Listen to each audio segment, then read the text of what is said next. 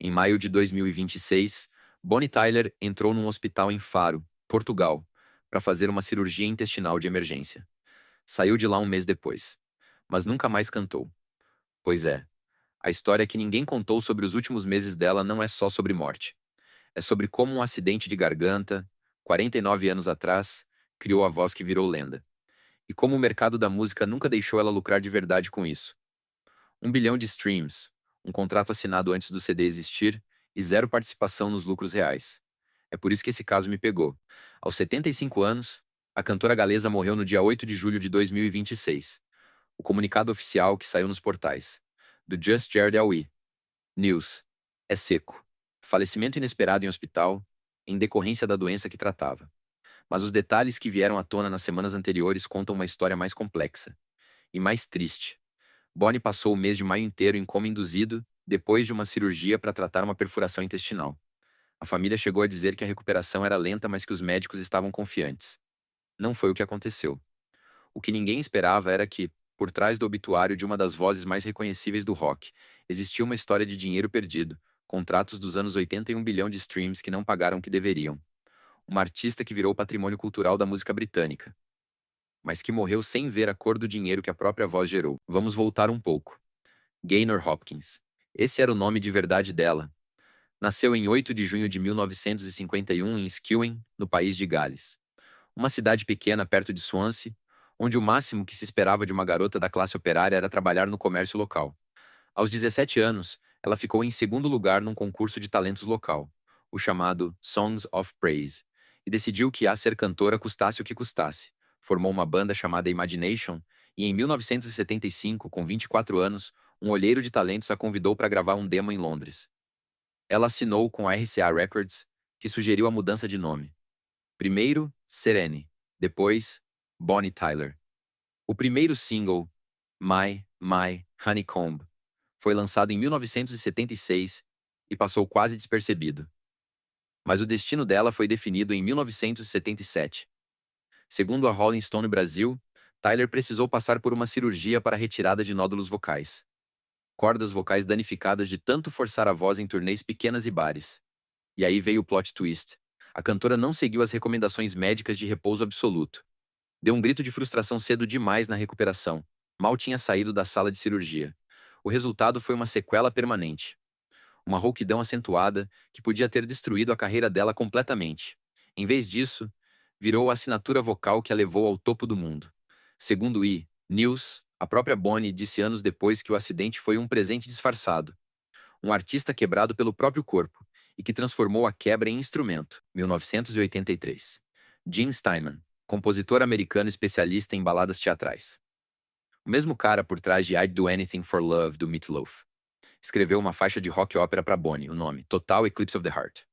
Uma música de quase 7 minutos, com coral, piano dramático, guitarras distorcidas e um refrão que parece um exorcismo. O resultado? Um dos maiores hits de todos os tempos. A música garantiu o primeiro lugar na parada de singles dos Estados Unidos por 4 semanas, segundo a Rolling Stone Brasil. Fez de Bonnie Tyler a primeira artista galesa a emplacar um single no topo das paradas britânicas. E mais, fez dela a primeira cantora britânica a estrear um disco diretamente em primeiro lugar no Reino Unido, o álbum Faster Than the Speed of Night. Um ano depois, em 1984, veio Holding Out for a Hero, na trilha de Footloose, o filme com Kevin Bacon que virou febre nos Estados Unidos. A música bombou nos anos 80, e depois foi reintroduzida 2 décadas mais tarde por uma animação que ninguém esperava, Shrek 2, de 2004. Uma nova geração aprendeu a cantar aquela música por causa de um ogro verde, um gato de botas e uma cena de perseguição absurda. E o clipe da música no YouTube explodiu de novo com milhões de visualizações. Bonnie Tyler nunca se incomodou com o clássico que carregou a carreira. Em janeiro de 2026, numa entrevista à BBC News, reproduzida pelo portal News, ela disse, citando, "I never get tired of singing it. I love it because everyone can't wait to sing it." Traduzindo, nunca me canso de cantar. Amo porque todo mundo quer cantar junto. Ela sabia que a música não era mais dela. Era do público. E é aí que a história fica interessante, porque o público amou o suficiente para gerar 1 bilhão de streams. Mas o artista não viu quase nada desse dinheiro. Mas tem uma camada que a maioria dos obituários não está contando. 1 bilhão de streams. Foi o que Total Eclipse of the Heart atingiu no Spotify em 2025, segundo o IGN. 1 bilhão de reproduções. Se cada stream pagasse em média meio centavo de dólar para o detentor dos direitos fonográficos, estamos falando de 5 milhões de dólares em royalties brutos. Mas Bonnie revelou numa entrevista à BBC que praticamente não viu esse dinheiro. E não é descuido. É a estrutura do mercado. A música foi escrita exclusivamente por Jim Steinman. Os royalties de publicação. O dinheiro que vai para quem compôs. Vão integralmente para o espólio dele e Steinman morreu em 2021. O restante, o dinheiro do master fonográfico, vai para a Sony Music, que repassa uma porcentagem para Tyler baseada num contrato de gravação assinado em 1982. Longe do streaming existir. Longe de alguém imaginar que uma música de quase 40 anos chegaria a 1 bilhão de plays. E mais.